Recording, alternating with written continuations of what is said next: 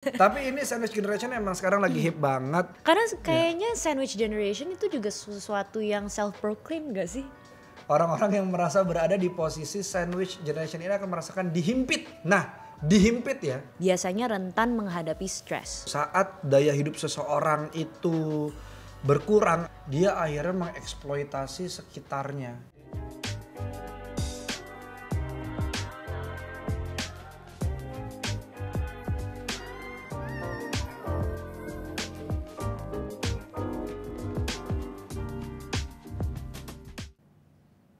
Halo Mas Danang, bagus banget hoodie-nya. Ini, Iya. kalian mau pakai hoodie kayak aku? Yuk kunjungi Sheryl Xenavia Merchandise Store di Instagram. Iya. Iya kan? Merch by me. Oke. Anyways. Kali ini sekali lagi kami dipertemukan oleh kamu di Lintas Makna, di mana kami akan membahas suatu topik dan melihatnya melalui lintas generasi dan lintas perspektif dari kami berdua. Seperti biasa sebelum mulai, setelah kamu tadi mungkin scroll-scroll ke Merch by Sheryl, sekarang kita lihat yuk komen-komen di YouTube episode 20 tentang toxic positivity. Beda sama positive mindset gitu. Oh. Ini kata Ridho Akbar Shah. Karena kayaknya namanya Ridlo. Gitu. Ridho. Ridlo. Oh, oke. Dilo mungkin kayak J-Lo tapi Ridlo. Oh my god.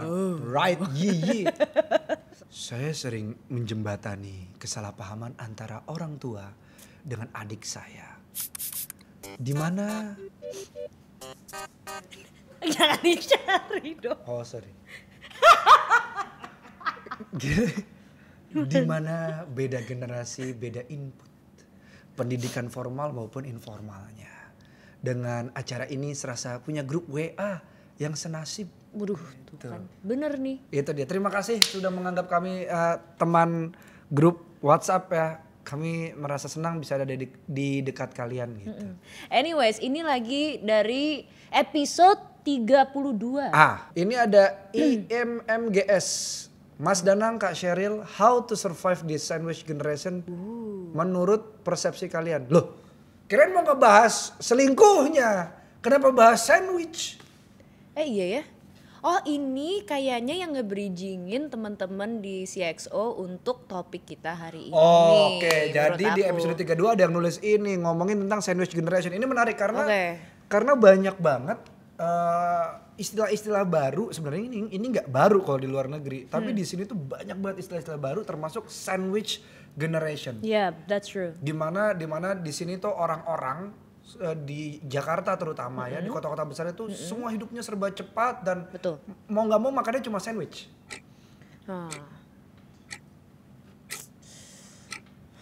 Tapi ini sandwich generation emang sekarang lagi hip banget diungkapin karena ini akhirnya jadi satu kata yang mewakili keresahan generasi-generasi seumuran kita, yang terutama teman-teman yang ada di CXO juga yang ada di tengah-tengah, yang dia punya keluarga baru atau punya hidup baru yang harus dia topang, nafkahi, ya, dan dia harus menopang juga keluarga, maksudnya orang tua, gitu, atau mungkin ada bude atau eyang gitu yang dia harus ditopang juga gitu. Nah, untuk Sheryl yang profesinya nih menurut gue bisa memenuhi kebutuhan lu pribadi menurut gue. Apakah lu termasuk sandwich generation atau enggak? Alhamdulillah ya. Aku itu udah dipersiapkan dari kecil sama orang tua aku untuk bisa hidup sendiri. Jadi kayak aku harus independen. Alhasil dari mereka berpikir bahwa oke nih kalau misalkan kamu udah mulai besar, ya kamu jadi udah nggak perlu ngerepotin kita, dan kita juga nggak bakal ngerepotin kamu. Gitu kalau kata orang tua aku ya, karena pesan keluar dari rumah itu kamu harus pastiin bahwa kamu tidak akan merepotkan orang-orang di sekitar kamu, itu aja deh.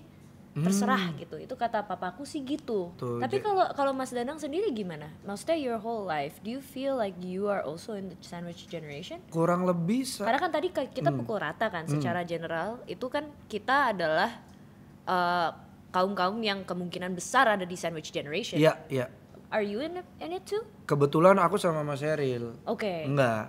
Karena ibuku tuh masih girl boss. Iya, girl boss banget gitu. Dia tuh masih hero gitu. Jadi kayak ya kadang-kadang kalau misalnya aku nih ngasih duit kelebihan gitu yang bukan utangku, itu buat apaan nih?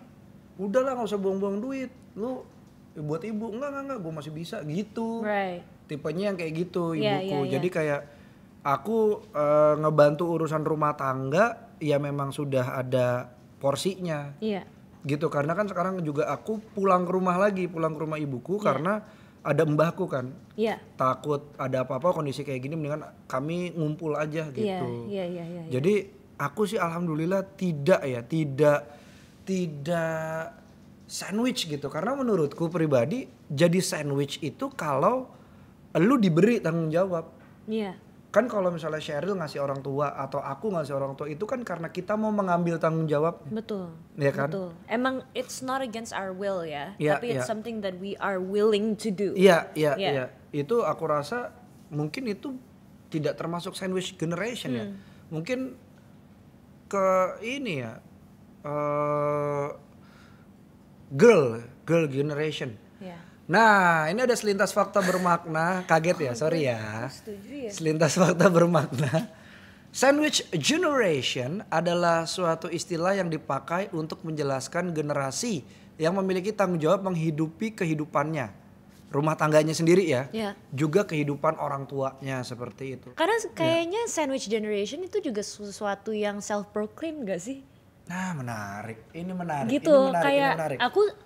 Aku karena dibesarkan dengan apa ya? Dengan prinsip-prinsip harus membantu orang tua gitu atau harus membantu orang-orang di sekitar gitu. Jadi punya empati untuk orang-orang yang kita sayang lah atau orang-orang yang baik sama kita. Aku tuh nggak gimana ya?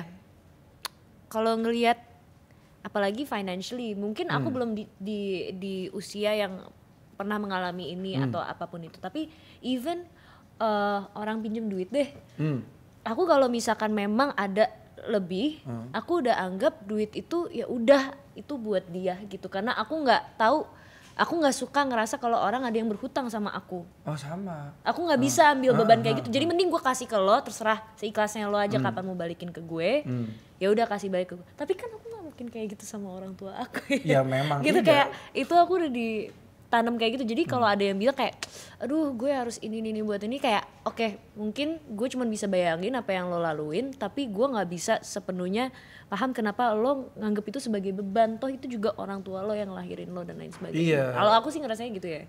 Tapi kalau misalnya dilihat dari cerita beberapa teman gue, CXO Mania Mantap, temanku tuh suka ada yang cerita bahwa yang lucu adalah orang tuanya yang menuntut. Oke.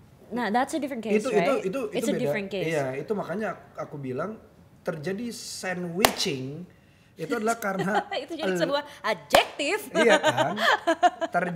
Lu sandwiching. Iya. Lu jadi sandwich itu karena di atasnya tuh ada tekanan gitu yang bahkan lu nggak minta gitu.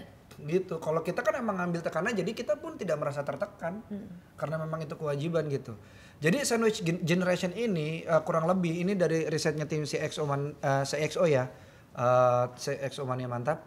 Sandwich generation ini menggambarkan sebuah dilema, sebuah buah kecil berwarna merah, ada 5, ya orang-orang yang merasa berada ada 5, bagus Pari. Orang-orang yang merasa berada di posisi sandwich generation ini akan merasakan dihimpit. Nah, dihimpit ya oleh tanggung jawab. Tentu bukan hal yang sulit jika kamu memiliki finansial yang baik. Tapi kalau di kondisi finansial yang pas-pasan kan repot. Gitu. Ini ada lagi nih selintas fakta bermakna. Ini point number 1 katanya nih. Ada sebuah case study. Istilah ini sebenarnya pertama kali diperkenalkan oleh Ibu Dorothy A. Miller pada tahun 1981. Dalam bukunya The Sandwich Generation, Adult Children of the Aging. Wow. Mbak Dorothy, Mbak atau Ibu nih share jadinya? Ibu deh. Ibu Dorothy ini juga berkata bahwa seseorang yang merasa dirinya berada dalam posisi ini biasanya rentan menghadapi stres. Bisa dipahami karena selain menjadi tulang punggung dari orang tuanya, dia juga harus menghidupi diri mereka sendiri gitu, diri dia sendiri dan juga keluarga mereka, anak-anaknya. Pokoknya semua tanggung jawab di rumahnya juga harus diatasin gitu. Bagi yang sudah menikah. It's already a different case these days too. Like you don't even have to be married to feel like you're in a sandwich generation. Ya, yang menarik adalah waktu itu aku pernah baca sebuah buku dari Pak Rendra ya. Di bukunya Pak Rendra itu ditulis soal daya hidup gitu. Saat daya hidup seseorang itu berkurang atau bahkan tidak ada, dia akhirnya mengeksploitasi sekitarnya. Makanya kayak ngerasa mungkin daya hidupnya ya nggak harus ngomongin orang tua ya, mungkin teman, mungkin saudara atau siapa, mungkin ngerasa kayak gue udah nggak bisa ngapa-ngapain, akhirnya udah ngegantung. Tapi ya kami berdua di sini termasuk yang tidak ada di sini karena kami tidak diberikan beban, tapi kami mengambil tanggung jawabnya. Kalau aku dan Sheryl dan juga Pak Ari di sini. Sebenarnya ini faktor pendorong istilah apa ya, atau perasaan sandwich generation ini apa ya, Sheryl? Yeah, what is it? I mean, to me kalau misalkan ada orang yang mengaku sebagai salah satu orang yang ada di dalam generation itu, gue sih salut ya, kayak they have to work or they feel like they're working, ya kan? Ada bedanya tuh, kayak mereka memang harus bekerja 2 kali lipat. Betul. Dan mereka merasa bahwa itu adalah beban 2 kali lipat. It's always making this person feel like his life is being neglected. Terus aku jadi bertanya gitu, ini tanggung jawab lo karena lo mengabdi kepada orang tua lo, atau karena lo punya pride sendiri, karena lo pengen jadi superhero gitu di dalam keluarga lo. Nah itu kayak karena aku jadi nggak make sense di kepala aku, kayak lo hebat, lo bisa melakukan lebih dari ini, dan gue percaya dengan kecerdasan lo akan kembali lagi even stronger gitu. Tapi bekali diri lo dengan mental yang emang pas untuk porsi yang lo harus jalanin sekarang. Sayangnya dia masih running with that kind of ego itu, tapi menurut aku sangat mengeneralisir kondisinya sih. Mungkin ya, I don't know any better. Ada sesuatu yang inilah ya. Iya gitu, cuman sangat disayangkan aja gitu. So what's up gitu, aku kurang bisa paham apa yang ada di kepalanya. Ini menarik sih, apa jangan-jangan problemnya lagi-lagi duit gitu. Iya. Gitu, itu karena dia. jangan-jangan ini seperti yang ditulis di prompter kami nih ya. Dari selintas fakta bermakna, faktor penyebab dari sandwich generation terdapat pada kurangnya pengetahuan finansial yang diajarkan dari generasi ke generasi. Ini I agree. Apalagi I agree with you, CXO. I'm on your side this time. Betul. Saya pun gitu. Karena gua nih teman-teman CXO Mania Mantap, aku adalah orang yang gini, Sheryl. Udahlah, gua keluarin segini nanti dapat lagi dari Allah gitu. Amin. Yeah. Gue selalu gitu. Tapi bukannya gue akhirnya punya financial planner bukan karena gue tidak percaya Tuhan gue, tapi gue nggak mau berantakan aja. Iya. Kalau ini benar-benar cuma ngatur uangku. Oke.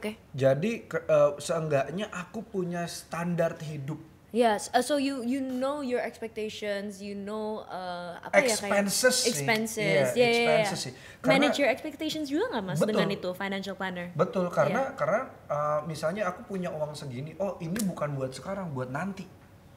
Gitu. Kan balik lagi, kan aku jadi tidak tahu aku hidup berlebihan atau enggak. Iya.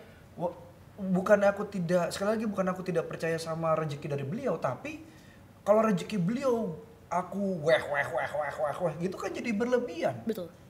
Yang berlebihan itu kan juga nggak bagus gitu. Makanya aku pengen punya pos. Nah jadi buat lo yang memang diberikan tanggung jawab ini, atas nama seluruh tim CXO kami berdua mengucapkan respect. Iya. Gitu. Gue yakin banget lu pasti bisa lolos dari situasi apapun yang sekarang ngehimpit lu gitu. Dengan cara lu sendiri, dan yang pasti yang udah jelas bisa diatur adalah angka. Karena menurut Pak Imam Darto, hidup itu murah, gaya hidup yang mahal.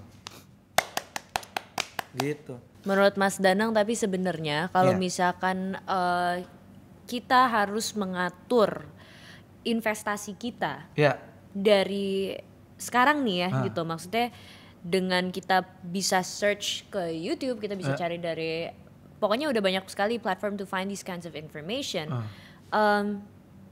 What is the right step buat kita sebelum kita mulai hunting nih? Kayak banyak kan sebenarnya cara-cara untuk berinvestasi sekarang gitu, kayak misalkan ke tanah, even liabilities kayak a car, atau mungkin dari segi saham gitu. Dan ini menurut aku saham ya, it's like the trending topic these days for youth.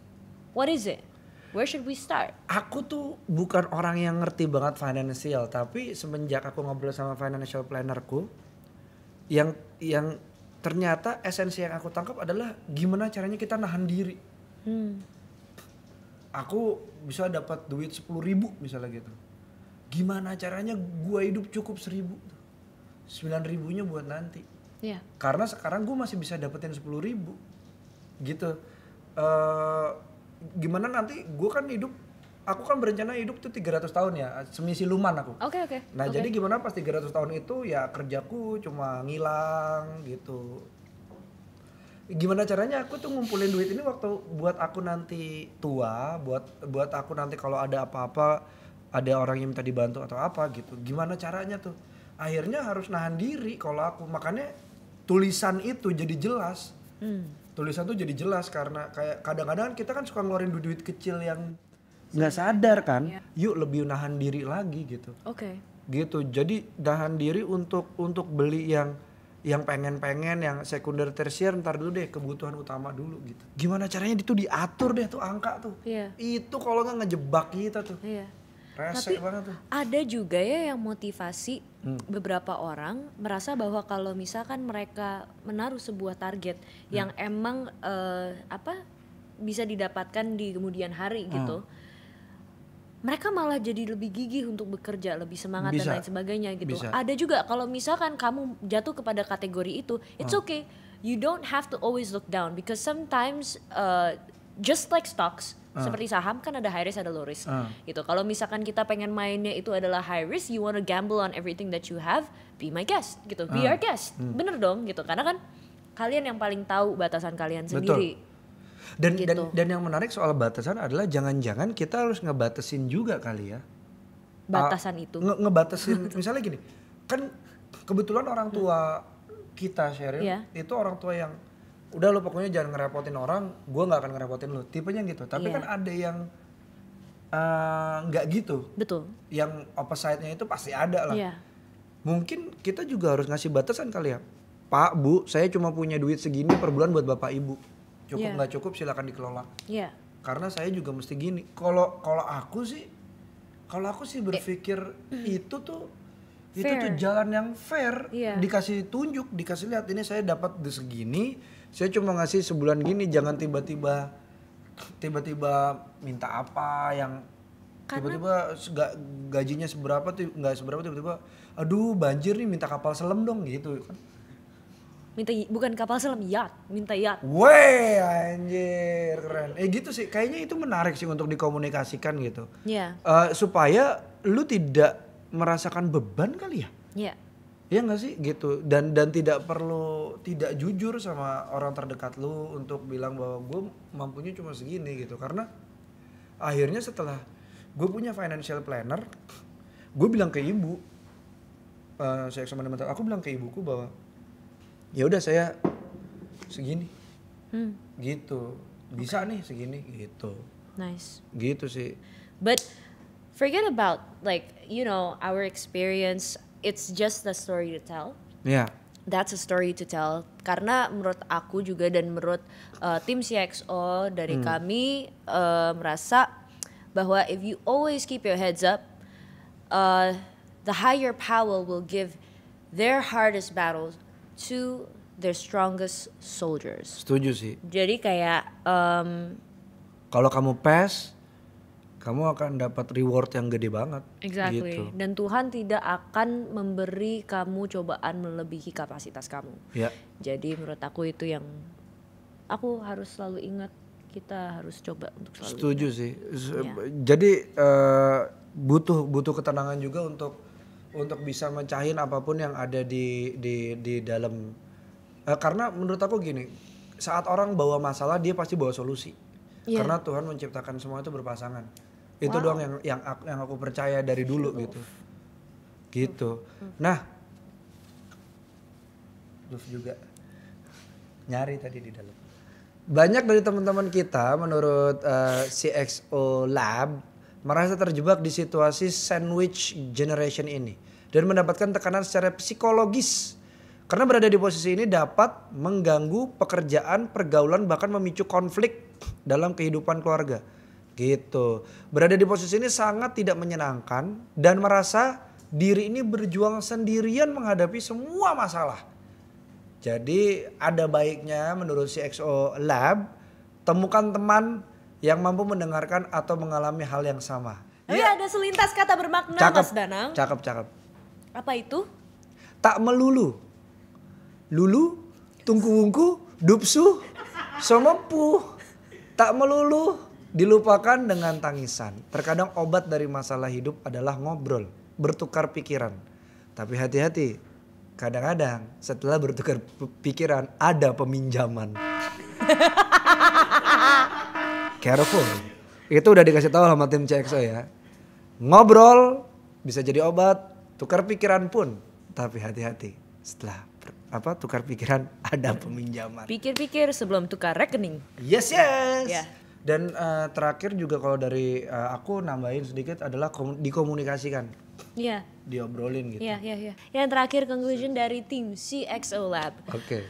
Beberapa cara mencegah munculnya kembali sandwich generation adalah untuk menyadari dan melek investasi sejak dini. Selain itu belajar untuk mengelola uang dengan baik serta manajemen resiko, risk management. I totally agree.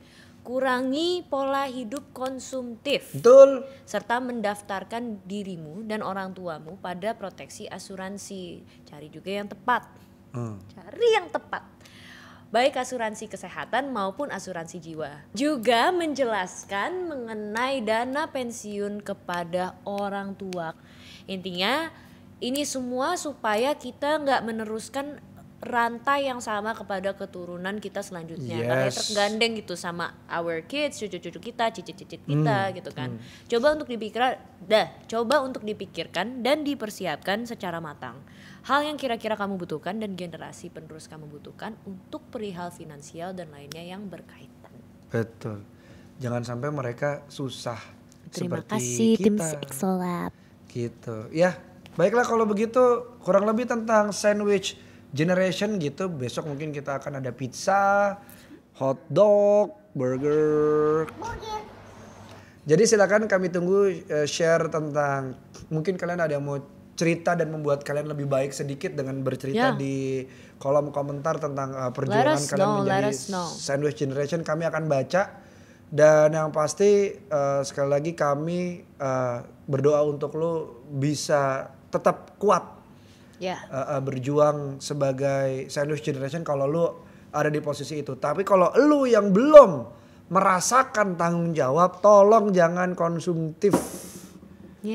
Belilah baju karena lu nyaman, bukan karena demi membuat orang senang dan terpukau. Saya beli karena sayang. Terima kasih. Nah, silakan juga sekali lagi dengarkan CXO dan terutama Lintas Makna dengan topik-topik lainnya. Setiap hari Selasa jam 18 waktu Indonesia bagian Barat dan follow akun Instagram dan TikTok. Kita punya TikTok di Lintas Makna. Tadi ada nyamuk atau lalat? Resleting gak ketutup. Oh wow. I wonder why.